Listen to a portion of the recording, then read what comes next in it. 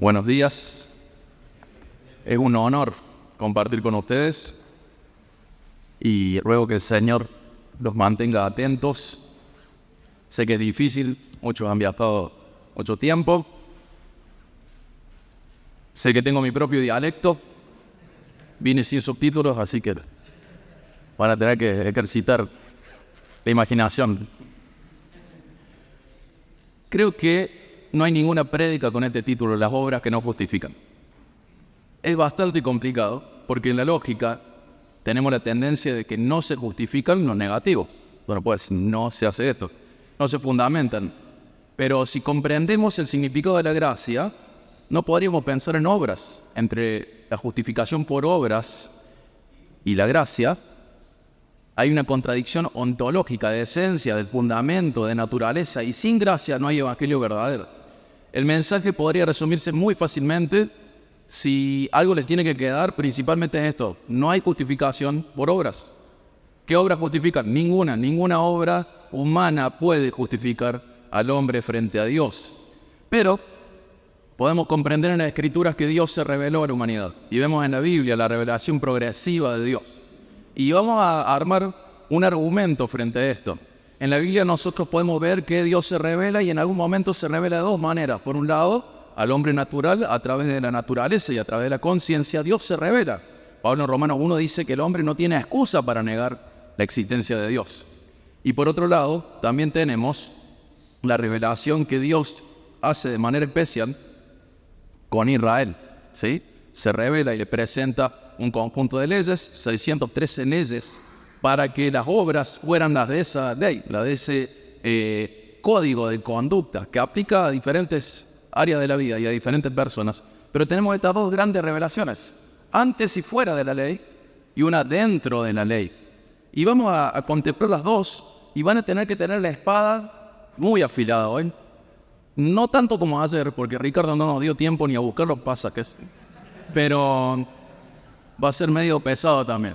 Así que les pido misericordia a ustedes y le pido al Señor que nos mantenga atentos para establecer un argumento firme contra este enunciado. Las obras humanas no justifican, ¿sí? No justifican. Nosotros podemos pensar vamos a pensar en dos cosas: cómo es antes o fuera de la ley de Moisés, cómo deberían ser nuestras obras y cómo se ven esas obras. Y luego cómo es a partir de la ley de Moisés para Israel, cómo deberían ser y cómo realmente son. Y luego vamos a llegar a una conclusión. Y para comenzar este primer punto, fuera o antes de la ley de Moisés, ¿cómo estamos? Estamos bajo la ley de la conciencia. ¿Cómo deberían ser? Acompáñenme por favor a Romanos 1, 19 al 21. Voy a usar la traducción NBLH o NBLA, pero puede ser que en algún momento use la que todavía tenemos en el corazón, el Reina Valera 60.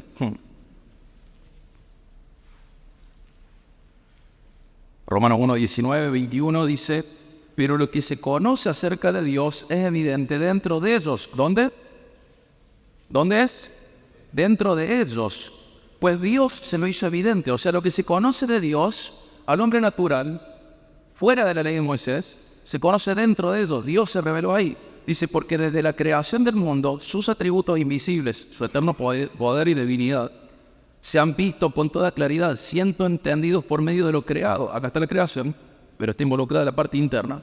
De manera que ellos no tienen excusa, pues aunque conocían a Dios, o sea, esta gente sin la ley de Moisés, sin las Escrituras, conocía a Dios, y sigue el 21 diciendo que pecaron. Vamos a resumirlo así. Pecaron, fíjate ahí nomás el 2, 14 al 15. Romanos 2, 14 al 15. Insisto, estamos viendo el primer punto, fuera de la ley de Moisés o bajo la ley de la conciencia, ¿cómo deberían ser nuestras obras? Fíjate el 2, 14 al 15.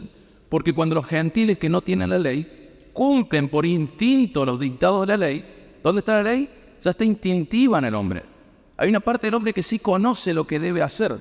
Dice, ellos, no teniendo la ley de Moisés, son una ley para sí mismos, porque muestran la obra de la ley escrita en sus corazones. ¿Dónde está en el hombre natural? En su corazón, su conciencia, dando testimonio, y sus pensamientos acusándolo unas veces y otras defendiéndolos. ¿Ven? El hombre natural sabe, porque Dios se ha revelado a su conciencia a través de la creación, sabe qué está bien y qué está mal. Todos nosotros hemos hecho cosas de manera correcta porque Dios se reveló a nuestra conciencia y dice, esto está bien. Y también hemos hecho lo contrario, ¿verdad? Esto está mal y lo hicimos igual. O debería hacer esto y no lo hago. El hombre previamente a la ley de Moisés o fuera de ella tiene conocimiento de Dios. Este conocimiento de Dios viene a través de contemplar la creación, pero también viene escrito en nuestra conciencia. Este conocimiento de Dios revela gran parte de lo que Dios exige del hombre natural. Por lo tanto, se revela lo que está bien y lo que está mal, las obras que son buenas y las obras que son malas.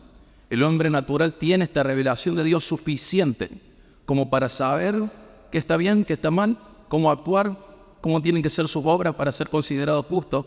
Sin embargo, a pesar de que lo tenemos en nuestra conciencia, escrito en nuestro corazón, pecamos. Y no tenemos excusa. Pecamos. No tenemos excusa frente a Dios. A pesar de tener la revelación suficiente para obrar correctamente, escrita en nuestro corazón, fallamos y obramos injustamente. Esa es nuestra situación como hombres naturales, fuera de la revelación de la ley de Moisés. Ahora, ¿cómo son nuestras obras? Primero, ¿cómo se revela Dios a los que no somos israelitas? ¿Cómo son nuestras obras? Fuera o antes de la ley de Moisés, bajo la ley de la conciencia. Y acá, ¿qué persona de la Biblia usamos como ilustración para mostrar a alguien que obra de esa manera? ¿A quién vamos? Bueno, en la palabra tenemos registrada a varias personas que viven en este estado, pero fui a buscar a uno particularmente, porque él tiene su existencia antes de que Israel sea formado, antes de que la ley de Moisés fuera dada, y en las páginas de este libro podemos ver a un hombre con excelente reputación. Incluso el testimonio de Dios de él es muy bueno. ¿Cuál puede ser? Job. Vamos a Job 1:8. Vamos a Job.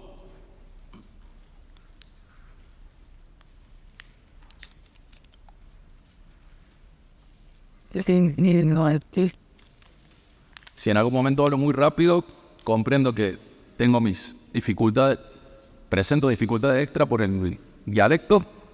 Se me levantan la mano y bajo la velocidad. Job 1:8 dice, y el Señor dijo a Satanás, ¿te has fijado en mi siervo Job? Porque no hay ninguno como él sobre la tierra. Es un hombre intachable y recto, temeroso de Dios y apartado del mal. Fíjense que esta es una apreciación de Dios.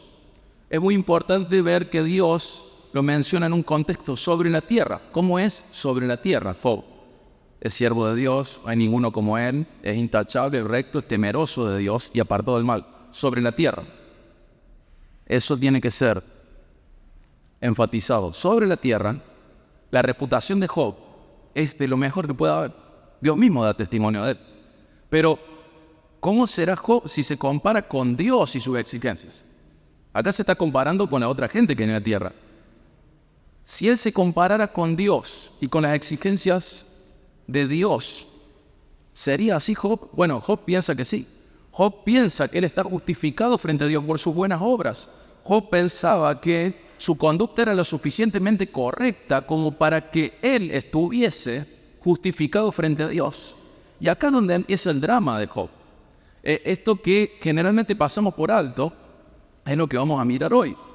Nosotros sabemos por ejemplo, 1:5, lo voy a mencionar, no lo voy a leer, pero en el 1:5 dice que Job enviaba a buscar a sus hijos cuando tenían fiestas y, ¿se acuerdan? Él ofrecía holocaustos por las dudas que sus hijos hayan pecado. Y dice que siempre lo hacía así. Era una persona que por las dudas sus hijos hubiesen pecado en una fiesta, Job ofrecía sacrificio al Señor. Cuando sale todo mal en su vida, ¿se acuerdan? Todo es terrible en la vida de Job. Sus hijos mueren, sus siervos mueren, pierde su ganancia, su capital, su familia, excepto la esposa que no era muy buena, pierde todo. Y el 1:20 dice que se postró a tierra y ¿qué hizo? Adoró. Fíjense la altura moral y espiritual de Job. Incluso el 1:21 dice, bendito sea el nombre del Señor. Y el 22 dice que en esto Job no culpó a Dios, no pecó ni culpó a Dios. Fíjense en la altura de justicia de Job. El 2:3 nos presenta de nuevo el cuadro de Satanás frente a Dios y dice, el Señor dijo a Satanás, ¿te has fijado en mi siervo Job? No hay otro como él sobre la tierra. Es un hombre intachable, recto, temeroso de Dios y apartado del mal. De nuevo, Dios sigue diciendo que Job sobre la tierra es intachable, es único. No hay otro como él. Siervo de Dios, recto, temeroso del Señor, apartado del mal. Luego, cuando su esposa lo increpa, ¿se acuerdan que dicen? Sos una mujer necia. ¿Acaso, en el 2:10 dice, acaso vamos a recibir de Dios lo bueno y no lo malo? Fíjense la altura de este hombre, de este varón. Dios mismo lo reconoce como alguien sobresaliente en la tierra. Y cuando vemos sus pasos, vemos, sí, Job, sí, es maduro. Es una persona madura.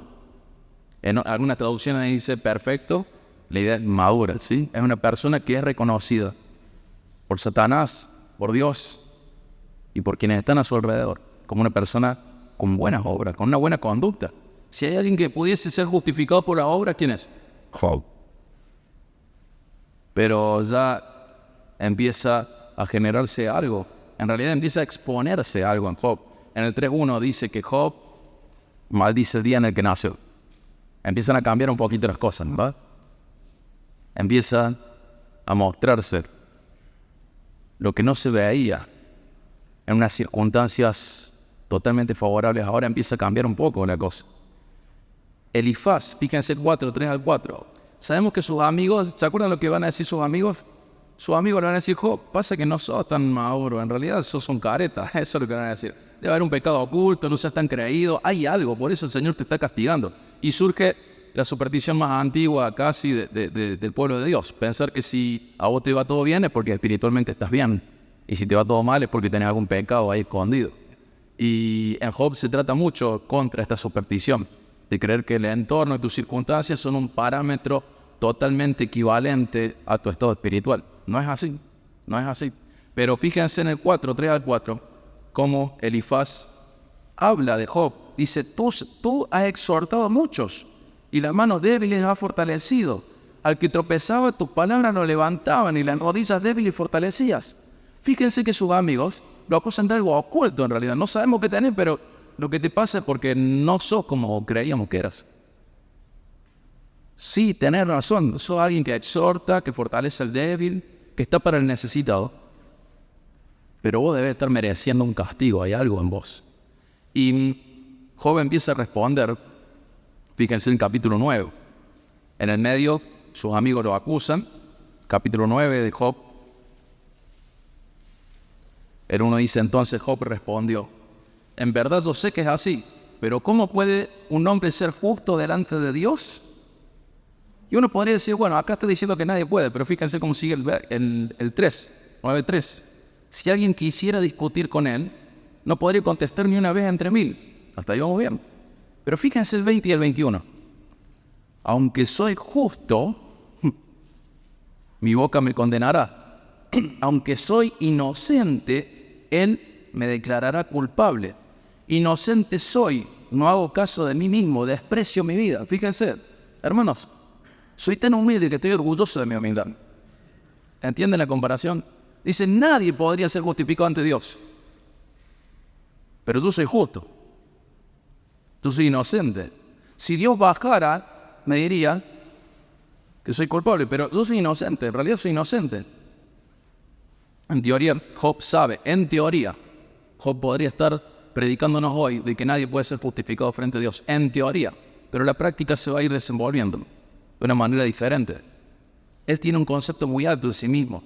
Fíjate a 12:4. Dice, ya se dijo de sí mismo que él era inocente, que él era justo. En el 12:4 dice, soy motivo de burla para mis amigos. Yo, el que clamaba a Dios y él me respondía. Motivo de burla es el justo intachable. O sea, él dice, hola, ¿cómo te va? Soy Job, justo intachable, mucho gusto. ¿Entendés? Él sabe que nadie podría, excepto él. Él sí podría. Tú soy inocente, Señor. Tú soy justo, soy intachable. Dice, vamos al capítulo 13. Vamos a leer el 3, el 15 y el 16. Job comienza a dejar en evidencia que su teoría es buena y humilde, pero en la práctica su corazón está contaminado con soberbia, con orgullo, y esto afecta a sus obras también. 13:3, 15 y 16. Pero ahora quiero hablarle al Todopoderoso y deseo argumentar con Dios. Fíjate, Señor, vení, hay algo que vos estás mirando a otro lado cuando me pasó esto. Nos sentemos y charlemos. Lo que estás haciendo conmigo es injusto. Señor, vos sos injusto conmigo. Dice el 15, aunque Él me mate, en Él esperaré. Hermoso, confío en la soberanía de Dios. Eran reformados, parece, ¿no? Confío en la soberanía de Dios. Sin embargo, y ahí está el pero feo, ¿viste? Te quiero, pero como amigo. Nos gusta tu perfil, pero te llamo el lunes. Se nota que te esforzaste, pero tenés que rendir de nuevo. Él dice, aunque Él me mate, en Él esperaré. Sin embargo, pero defenderé mis caminos delante de Él. Señor, yo me banco todas, matame si querés, pero sabes que soy inocente, ¿no?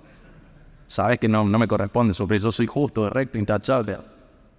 Fíjate 16, qué locura, me voy a presentar frente a Dios, y esto es lo que diría Él, esto también será mi salvación. ¿Qué cosa? Presentarse frente a Dios, porque un impío no comparecería en su presencia.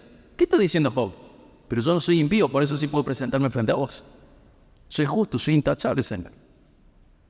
Tú sé que los otros no, pero yo sí. Y fíjense cómo es el corazón humano. Cuando leemos la parábola, ¿se acuerdan del publicano y el fariseo? ¿Qué decía el publicano? ¿Qué decía? Bien fuerte. Sé propicio a mí, pecador. ¿Y qué decía el fariseo? Gracias porque no soy como este. Y nosotros leemos esa parábola y ¿qué pensamos? Gracias, Señor, porque no soy como este fariseo tan soberbio y tan humilde. ¿Entendés? Somos así, somos eso. Somos eso. Está escrito en nuestro corazón la ley. Y aún así, frente a Dios, decir, no, Señor, vos y los otros no pueden, yo sí. Job está seguro de poder ser justificado frente a Dios. Job está dispuesto a aceptar la voluntad de Dios. Él reconoce su soberanía, pero no está dispuesto a pensar que Dios no lo pueda considerar a él mismo como no justo.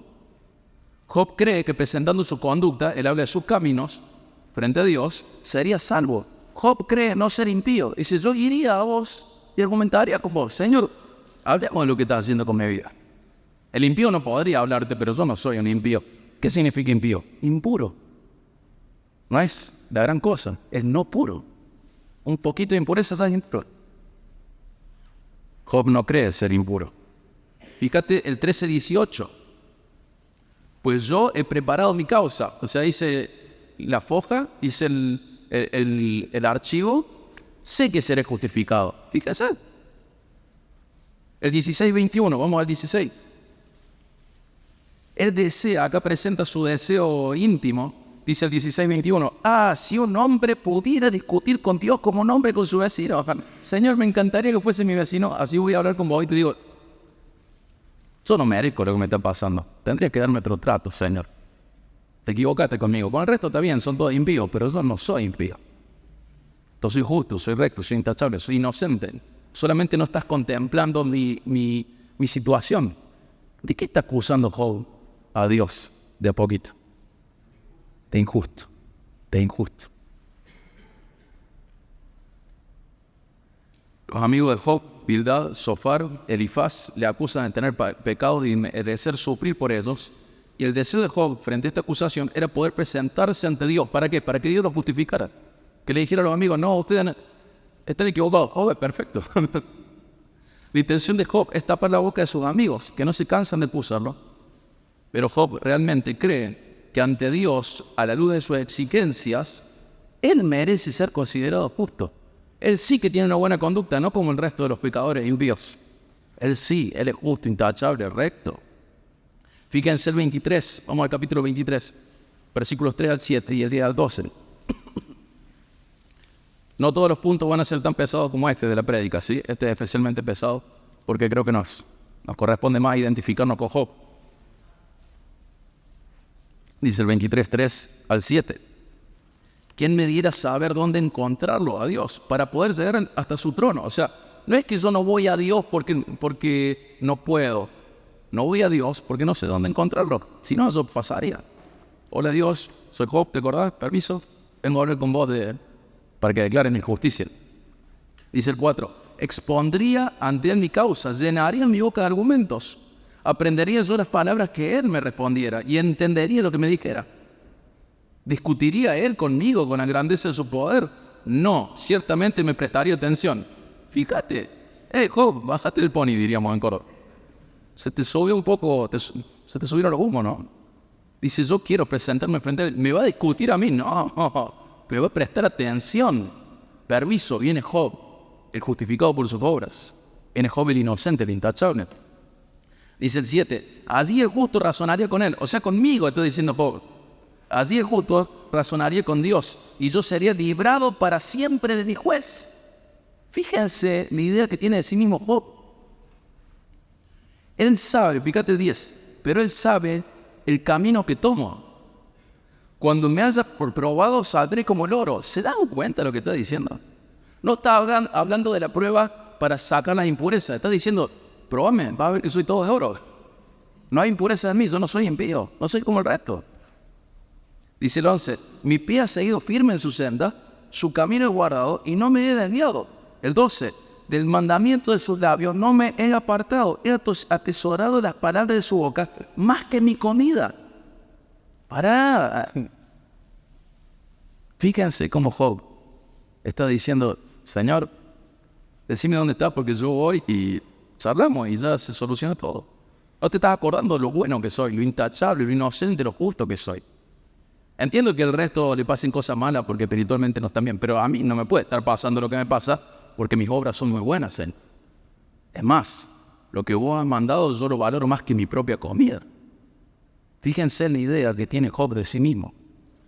Job insiste en su rectitud, en su justicia, en su conformidad a las exigencias de Dios. Job está convencido de que es perfectamente justo y que de encontrar a Dios, Dios le defendería, le declararía justo. Job expresa el contento con Dios porque no lo encuentra. Y si nosotros vemos todos los versículos que no estoy leyendo, prácticamente Job acusa a Dios de ser indiferente frente a lo malo, frente a lo injusto. Reconoce la soberanía de Dios, pero deja ver que piensa que los malos no son castigados por Dios y que él, siendo bueno, es golpeado por Dios. El corazón de Job va quedando expuesto y él comienza a hablar de su reputación, de sus buenas obras. Job cree estar justificado frente a Dios justamente por sus obras. Justamente por sus obras. Vamos al capítulo 29. ¿Vamos bien con el dialecto? ¿Sí? Interpretación de lengua.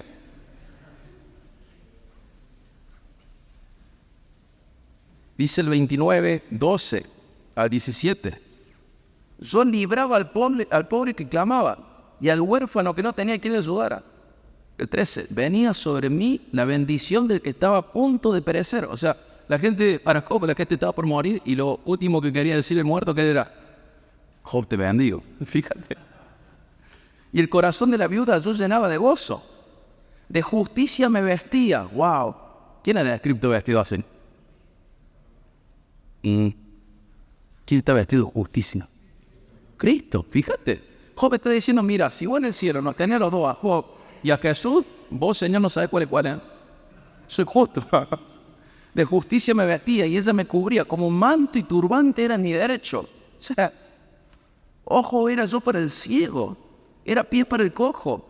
Padre era para los necesitados. Examinaba la causa que no conocía. O sea, ni siquiera era alguien apurado. Él se ponía a pensar para determinar lo que era correcto.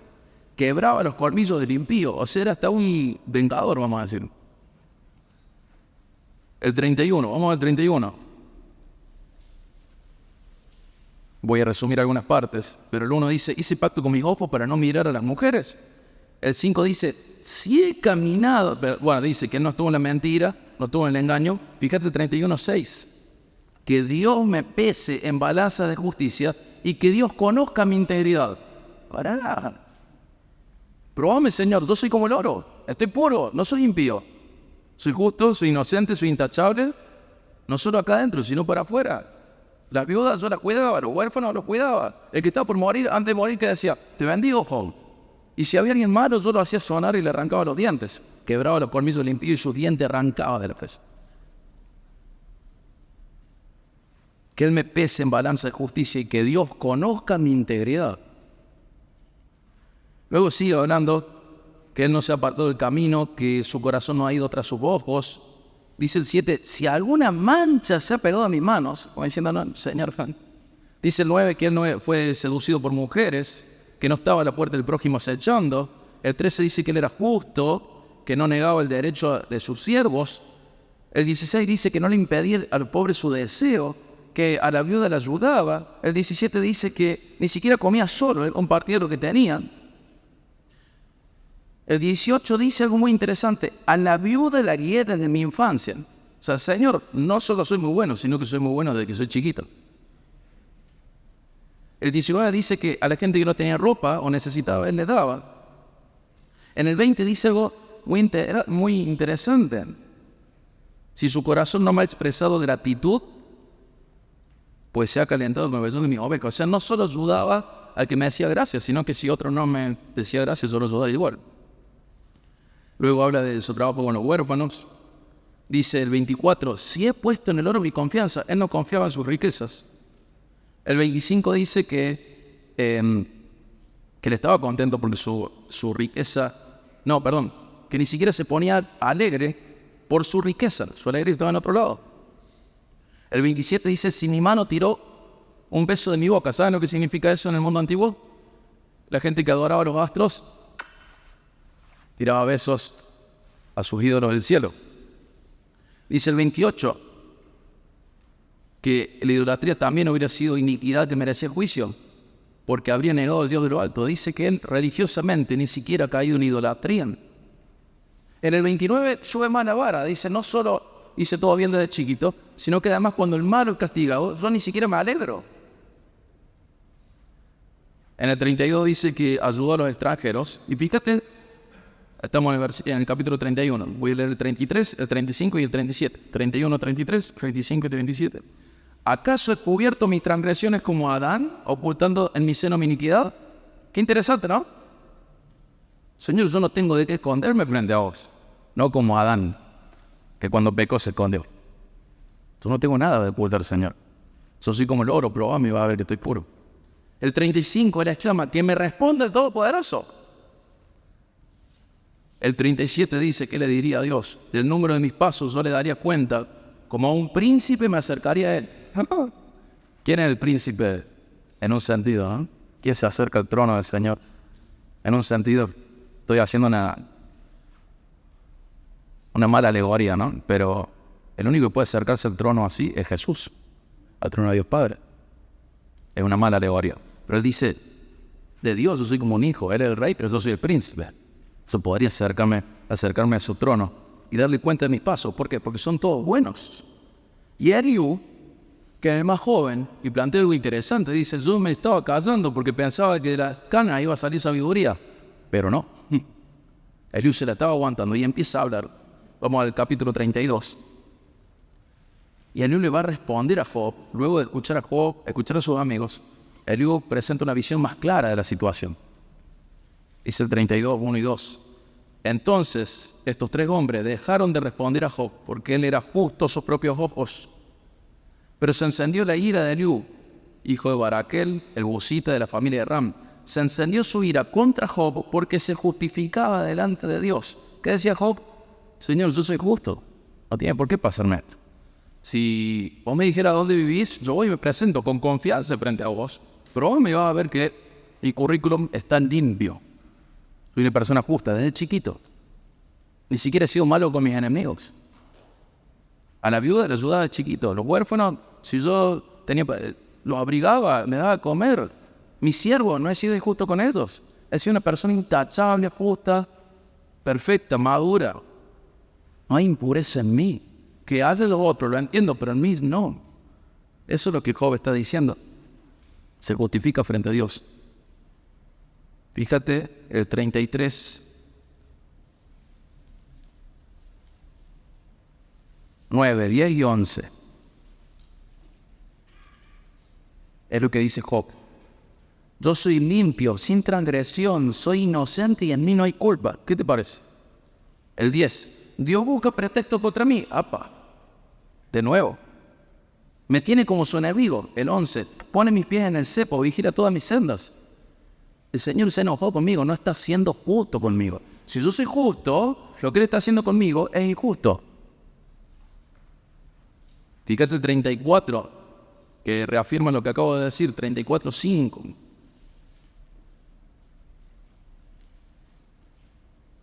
Porque Job ha dicho, yo soy justo, pero Dios me ha quitado mi derecho. No me está tratando según mi justicia, Dios me está tratando injustamente.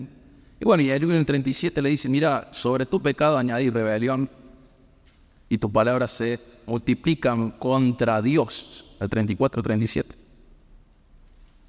Fíjate el 35, versículo 2.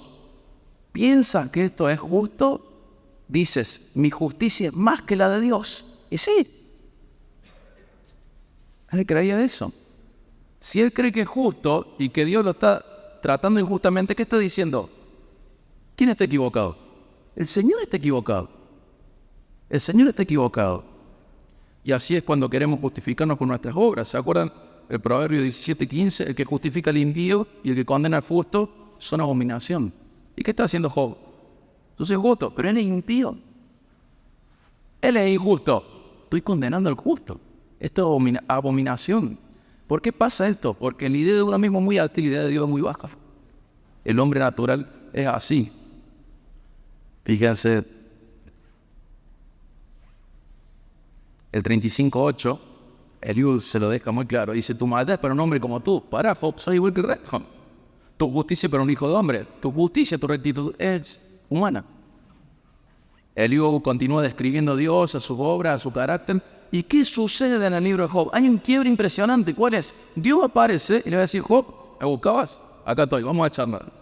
Y le va a meter, como diríamos, un ubicadón.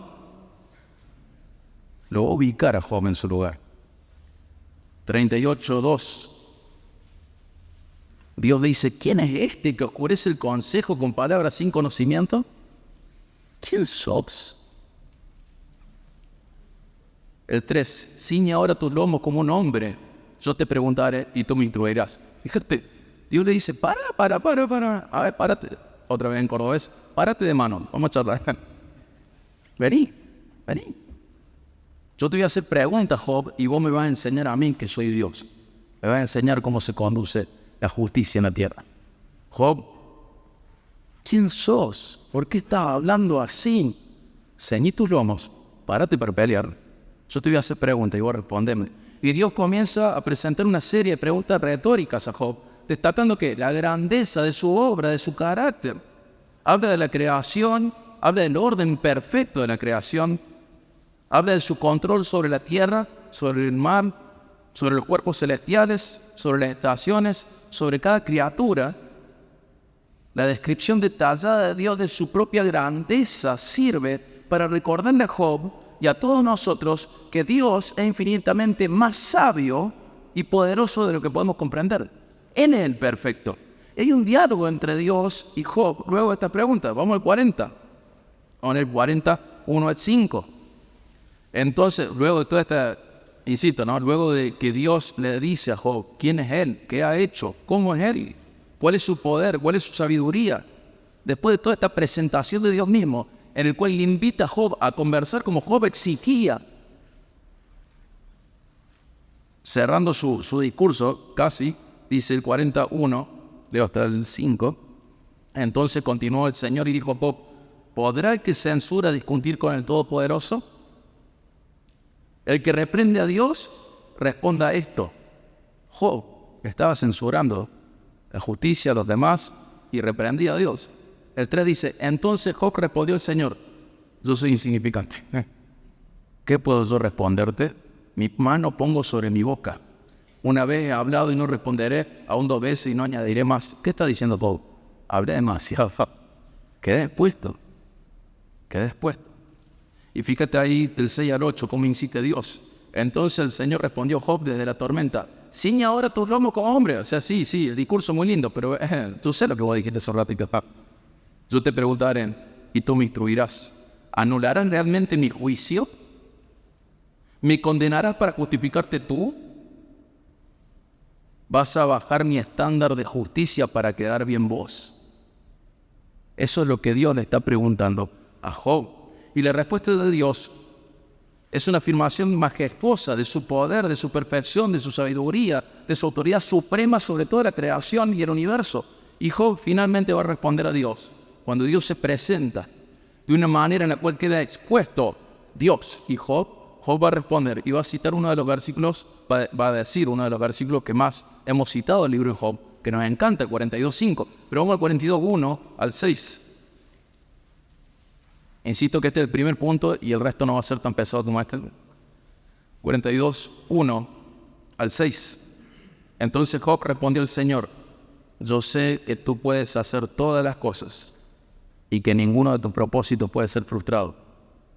¿Quién es este que oculta el consejo sin entendimiento? Por tanto, he declarado lo que no comprendían. Fíjense, él se creía justo porque no entendía lo que era la justicia. Cosas demasiado maravillosas para mí que yo no sabía. Escucha ahora, Señor, te hablaré, te preguntaré y tú me instruirás. ¿Quién es el que pregunta ahora? ¿Y quién es el que enseña? El Señor. He sabido de ti solo de oídas. ¿Se acuerdan? Reina Valera, ¿cómo dice? ¿De oídas? Muy bien. Pero ahora mis ojos te ven. ¿Y qué pasa cuando Job ve al Señor? El 6, que no lo citamos, no del 5 casi nunca. Por eso me retracto y me arrepiento en polvo y ceniza. Ahora que te conozco, estoy arrepentido. Yo había oído de vos, pero no te conocía.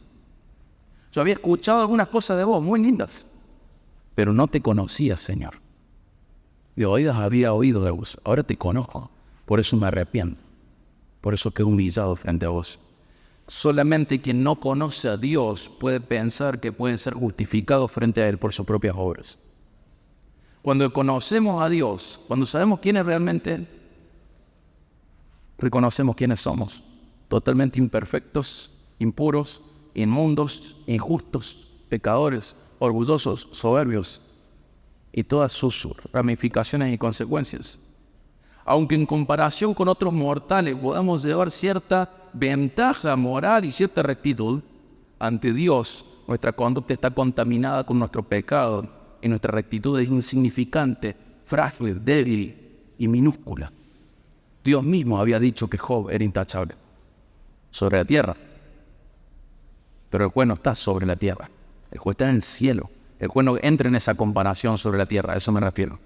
El juez es aparte de la tierra. Cuando vos conoces a Dios, sabes que las obras que justifican al hombre no existen. No existen. No hay justificación para el hombre por obras frente a Dios. Frente a los hombres sí, es lo que dice Santiago, pero frente a Dios no hay justificación por obras. Este es el primer punto. ¿Cómo es el hombre natural? ¿Fuera de la ley de Moisés o antes de la ley de Moisés? ¿Cómo debería ser? Romanos 1 nos dice, tiene que dar gracias a Dios, reconocer su existencia. A través de la creación, Él puede saber de Dios muchas cosas, a través de la conciencia puede saber mucho. Pero a pesar de todo eso que decía Romanos 1 y 2, pecamos. Y Job lo tenés en esa situación. No es justo. Sobre la tierra sí, parece que sí, pero porque lo estás comparando con el resto.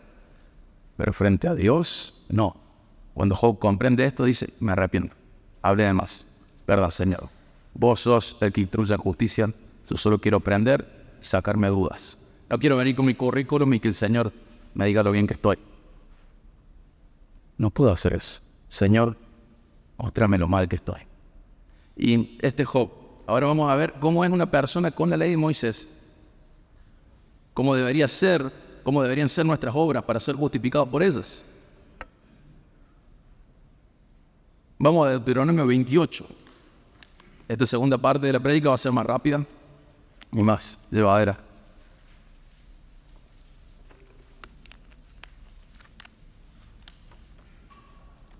En el 27, casi al final dice, maldito el hombre que no confirme, o sea, que no obedezca y que no ponga en obra las palabras de la ley. El 28 dice, el 1 y el 2, y sucederá que si obedeces diligentemente al Señor tu Dios, cuidando de cumplir todos sus mandamientos que yo te mando hoy, el Señor te pondrá en alto sobre todas las naciones de la tierra, y todas las bendiciones vendrán sobre ti y te alcanzarán si obedeces al Señor tu Dios.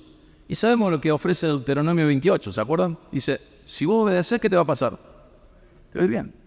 Y si desobedeces, te va a ir mal. En el 47 pone un agregado, que es que hay que hacerlo con alegría y gozo de corazón. Es interesante esto. O sea, un judío, un israelita, debía cumplir con toda la ley, 613 mandamientos, y además lo tenía que hacer de buena gana, con gozo en su corazón. Dentro de la ley había mandamiento que decía, si la mujer que vos amás, o el amigo de tu corazón viene y quiere influenciarte para que vos sigas a otros dioses, ¿alguien sabe qué dice ahí la palabra? No le tengas misericordia. Dale el primer golpe, sacalo del campamento y apedréalo con el resto de la comunidad. ¿Quién puede hacer eso con gozo y alegría? Si tu hijo es rebelde, dice el Señor, como yo no quiero que la rebeldía esté en Israel, sacalo fuera de la ciudad y apedréalo. ¿Quién puede hacer eso con gozo? ¿Quién puede hacer eso con alegría de corazón? O sea que si había un judío que cumplía con todo, encima tenía que hacerlo con gozo. No hay forma. No hay forma de cumplir esta ley. Pero así se veía en este pacto. Si cumplís con todo, te va a ir bien. Si no cumplís, te va a ir mal. Y todo lo que cumplas tenés que hacerlo con gozo, con alegría de corazón. Vamos, 613 mandamientos, vamos. Bueno, eso es como debería ser. Para ser justificado por la ley, vos tenés que cumplir la ley y la perfección. Pero ¿cómo es en la realidad? Vamos a Lucas 18. ¿Cómo se ve alguien que se cree justificado frente a la ley de Moisés? Vimos a Job como alguien que se creía justificado frente a la ley de la conciencia y la revelación que hay en la creación. Ahora vamos a ver cómo se ve alguien que se cree justificado frente a Dios a través de la ley de Moisés. Lucas 18, 18 al 27.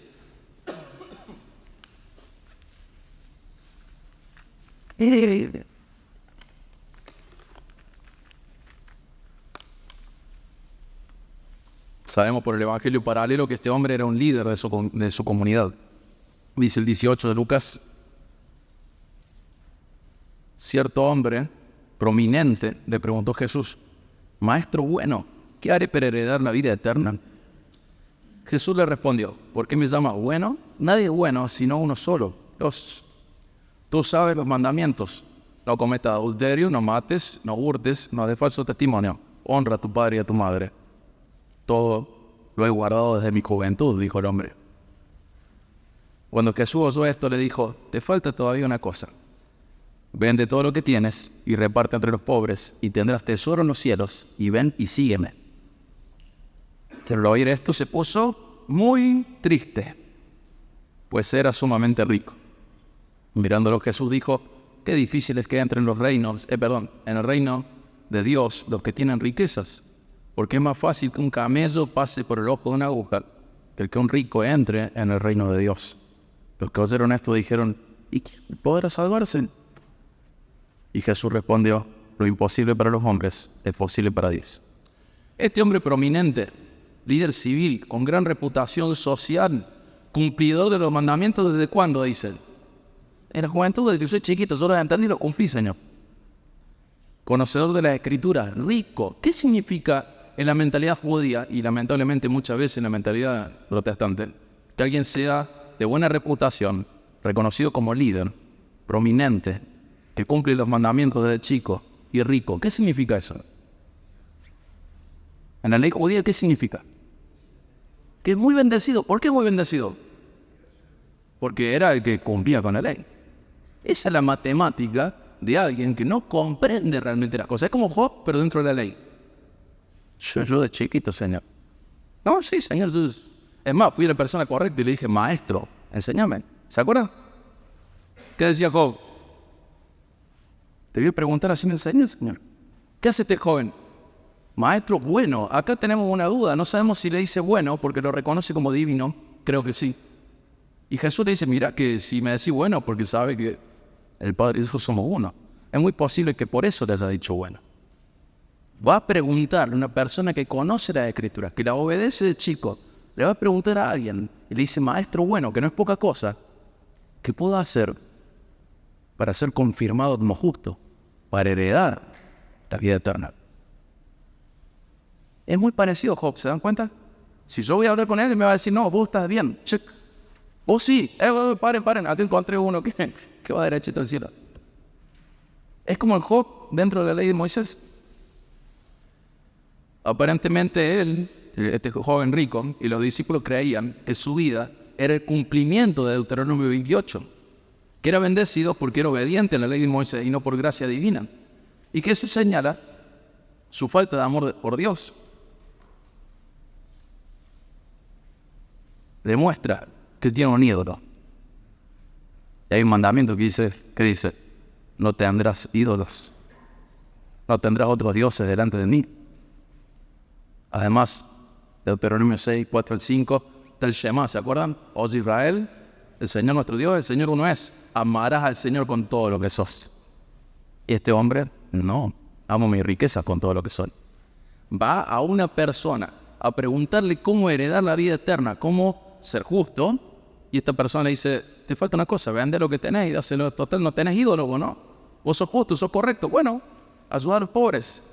No da. Y se va triste. Jesús se entristece, pero él se va triste. ¿Qué pasa con la ley? ¿Sabe qué pasa con la ley?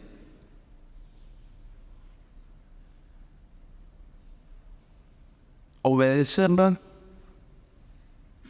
es cumplir con las obras que Dios exige. Y puede justificarnos. ¿Cuál es el problema? Que solamente podemos ser justificados por la ley si los cumplimos de manera perfecta. ¿Cuál es el problema? No podemos. Siempre hay algún ídolo o no cumplí todos los mandamientos de buena gana, de buen corazón, con alegría de corazón. No podemos. Por eso el hermano de Jesús, Santiago, ¿se acuerdan que dicen?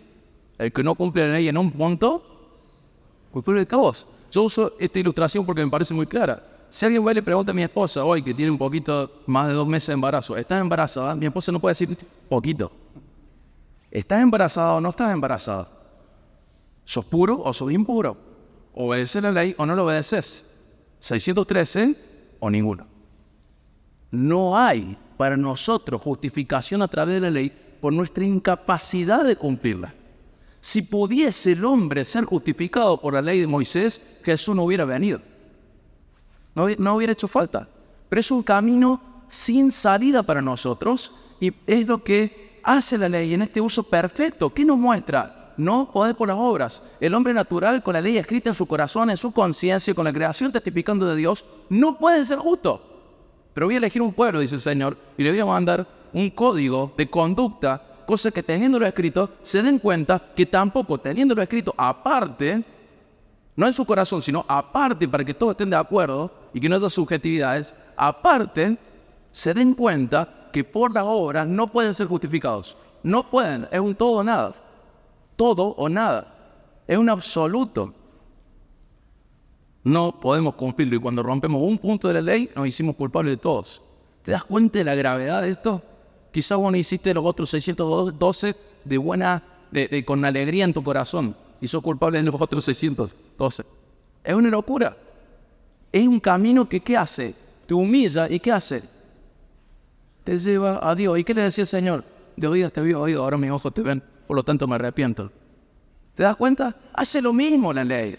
Nos lleva a reconocernos pecadores frente a Dios, injustos frente a Dios, necesitantes absolutos y plenos de gracia y misericordia. No de que conozcan nuestro currículum, sino decir, Señor, no te conocía, perdóname. Necesito a alguien que me reemplace en este juicio. Necesito justificación, no la tengo. Salís de la mente de Job y salís de la mente del joven rico y decís, Señor, perdóname. No tengo palabras. Quiero escucharte, quiero conocerte, no puedo. Si vos no haces algo conmigo, yo no puedo ser declarado justo, no puedo heredar la vida eterna, no puedo ir al cielo, no puedo llegar a tu trono. Job decía, si yo supiera hasta su trono, yo voy y me presento y él me va a decir, sí, tenés razón, Job. El joven rico también, en cierto sentido también. No, sí, yo no se puede, hermanos.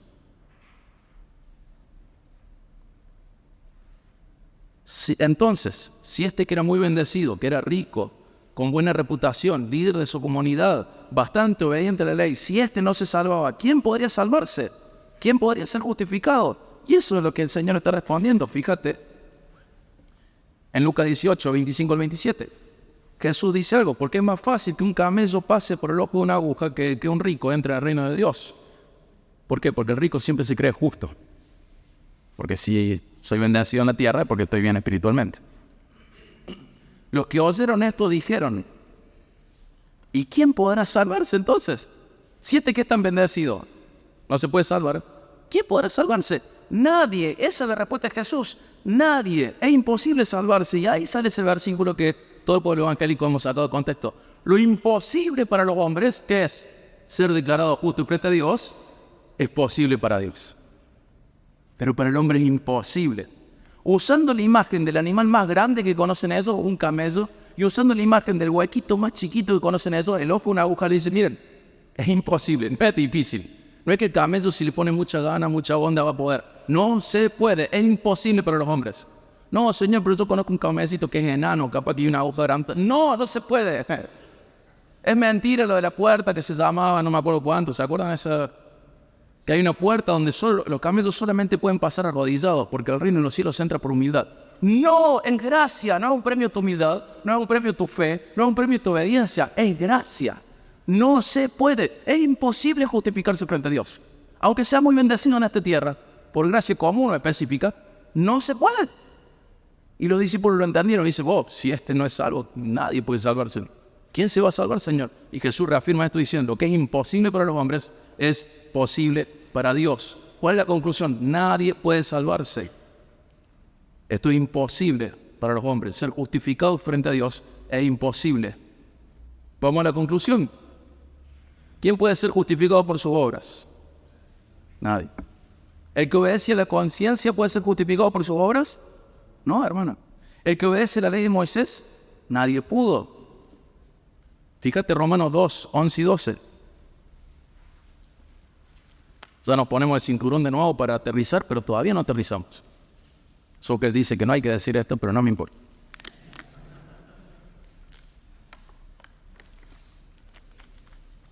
Romanos 2, 11 y 12. Porque en Dios no hay acepción de personas, pues todos los que han pecado sin la ley también perecerán. Los de la conciencia mueren. Y todos los que han pecado bajo la ley, por la ley serán juzgados. O sea, Señor, ¿quién se va a salvar? Es imposible para los hombres. ¿Cómo son nuestras obras frente a Dios? Acompáñame Isaías 64, 6. Isaías 64, 6. Para que vos veas cómo son nuestras obras. Estés en la ley, o estés de Moisés, o en la ley de la conciencia. Quiero mostrarte cómo son las obras. Isaías 64, 6. Dejó un dedo en Romano y un dedo en Lucas.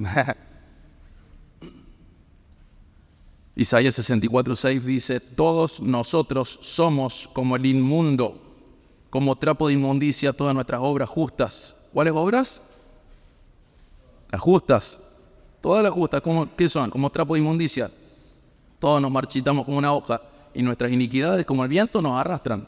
Acá, trapo de inmundicia es un eufemismo, ¿no? ¿Qué es? Dios dice, ¿sabes qué? Tus obras justas, comparado a mi estándar de rectitud, son como una toallita femenina usada. Me da asco. Trapo de inmundicia es eso. Es medio fuerte la idea, ¿no?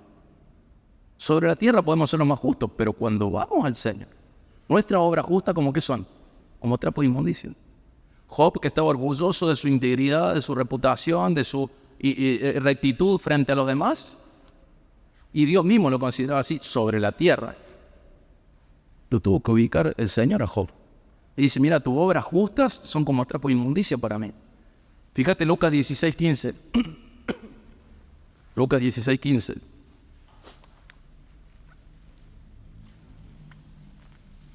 ¿Se acuerdan que el Señor dijo que para salvarse las obras tenían que ser mayores, más rectas, más justas que la de los fariseos, más que la de los escribas? Pero fíjate que le dice a ellos, Lucas 16, 15. Y Jesús les dijo, ustedes son los que se justifican a sí mismos ante los hombres, pero Dios conoce sus corazones. Como pasó con Job, sus obras eran excelentes, pero su corazón, ¿qué había? Autojustificación, soberbia, orgullo. Y fíjense lo que Jesús dice acá, porque lo que entre los hombres es de alta estima, hablando de las obras, de la justificación propia, es abominable delante de Dios. Sí, sobre la tierra todo bien, pero cuando te comparas con el Señor, tus buenas obras le dan asco al Señor. Siempre están contaminadas. Siempre, como la de Job. Job ayudaba a todo el mundo, le tenía reclara. Era alguien realmente correcto. El Señor lo destaca frente a toda la humanidad y dice, este es intachable sobre la tierra. Cuando lo vio Jesús, que dijo, este es mi hijo amado. Él me complace. Fin. No es sobre la tierra, es en el universo completo la rectitud de Jesús. Pero, fíjense, dice, es abominable frente a Dios. Y acá quiero establecer un punto muy importante. Acompáñenme a Romanos 5, 18 al 19.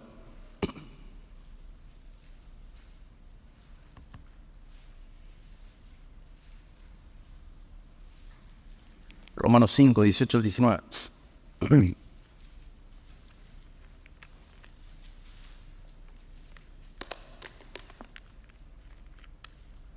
Hay un paralelismo en Romanos 5, 18 al 19, en base a la condenación y la justificación. Dice Dios a través de Pablo, Romanos 5, 18 al 19. Así pues, tal como por una transgresión resultó la condenación de todos los hombres, así también por un acto de justicia resultó la justificación de vida para todos los hombres. Porque así como la desobediencia de un hombre, los muchos fueron constituidos pecadores, así también por la obediencia de uno, los muchos serán constituidos justos, justificados. Hermanos, para que el paralelismo sea perfecto, la justificación debe ser recibida de la misma manera que la condenación. ¿Sí? Hay un paralelismo, condenación y justificación. Para que el paralelismo sea perfecto, la justificación se tiene que recibir de la misma manera que la condenación. La condenación en Adán, ¿la heredamos por obras? No. ¿La heredamos? Sí. Estamos condenados en Adán. No la recibimos por obras, no es experiencial ni subjetiva. No es que vos viviste y Dios dijo, este también era hijo de Adán, ahí va la condenación. No. Vos naciste con una imputación de condenación del pecado de Adán. No la viviste, no fue tu experiencia la que te declaró hijo de Adán. Naciste hijo de Adán.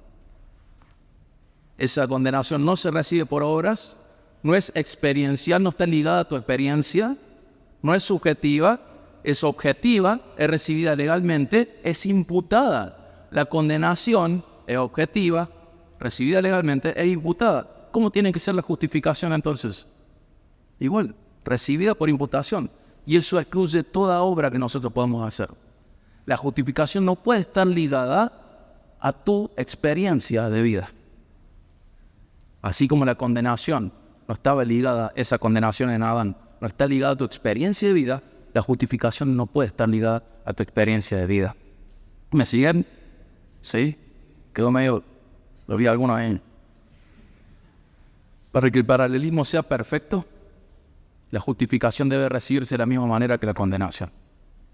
Es una justificación objetiva, externa, no experimental o experiencial, sino que es legal y es imputada. Ninguna obra nuestra fuera de la ley o dentro de la ley puede justificarnos. ¿Pero qué dice Jesús? Lo que es imposible para los hombres es posible para Dios. Entonces, por gracia hemos sido salvos, por medio de la fe. Y esto no procede de nosotros, sino que es que un don de Dios. No por obras, ¿para qué? Para que nadie se lo haría, hermano. Es un camino a la condenación, buscar la justificación por obras. Ninguna obra humana nunca jamás nos justificará frente a Dios. No importa cuánto hayamos cumplido ni desde cuándo. Así como recibimos una condenación legal, imputada, independiente de nuestra conducta, la justificación que recibamos tiene que ser igual. Legal, imputada, independiente de nuestra conducta. Es por gracia, no por obras, para que ninguno se gloríe. A través de la fe, por gracia, no por obras, para que ninguno se gloríe. Señor, Él lo hizo posible. Él lo hizo posible. Si fuera por nuestras obras, no hay forma de ser justificado. Imposible. No difícil, imposible. Como un camello queriendo entrar por el ojo de una aguja. Hasta ridículo. Ridículo tu esfuerzo. Es imposible. necesitamos profundamente esa declaración de justicia, que es legal, imputada, no experiencial, objetiva, no subjetiva, porque es por gracia, a través de la fe, no por obras, para que nadie se gloríe frente al Señor. Amén. Vamos a orar. Padre, te damos gracias porque hiciste nuestra salvación posible a pesar de nuestro orgullo, nuestra soberbia, Señor. Gracias, Padre, porque es realmente inmerecida la gracia. Y no solo inmerecida, sino que es contraria a lo que realmente merecemos. Señor, nos reconocemos en Job y en el joven rico. Señor, perdónanos por ser tan soberbios de pensar de que merecemos justificación. Señor, ayúdanos a comprender que la gracia es única y excluye las obras para justificación. Padre, gracias porque eso es imposible para nosotros, lo hiciste posible. Y Jesús vino a ocupar nuestro lugar y en Él podemos ser declarados justos. Gracias porque tu gracia es inmerecida, es perfecta. Gracias, Padre, porque en Cristo sí podemos ir a tu trono. Gracias, Padre, porque en Cristo fuimos hechos justicia tuya. Gracias, Padre, porque Él tomó nuestro lugar y lo que merecíamos nosotros lo recibió Él en nuestro lugar. Y lo que Él sí merece, nos lo compartió. Gracias, Padre, porque en Él sí podemos heredar la vida eterna y sí podemos ser declarados justos, irreprensibles, sin mancha. Gracias, Padre, porque esto no está ligado a nuestra experiencia, sino que está plenamente y perfectamente ligado a tu gracia para con nosotros. Gracias, Padre, porque la salvación es por gracia y no por obras. Gracias, Señor. Alabamos tu nombre, alabamos la gloriosa gracia que has volcado sobre nosotros y rogamos tu bondad para con nosotros y un corazón agradecido. Gracias, Señor. En el nombre de Jesús. Amén. Gracias, hermano.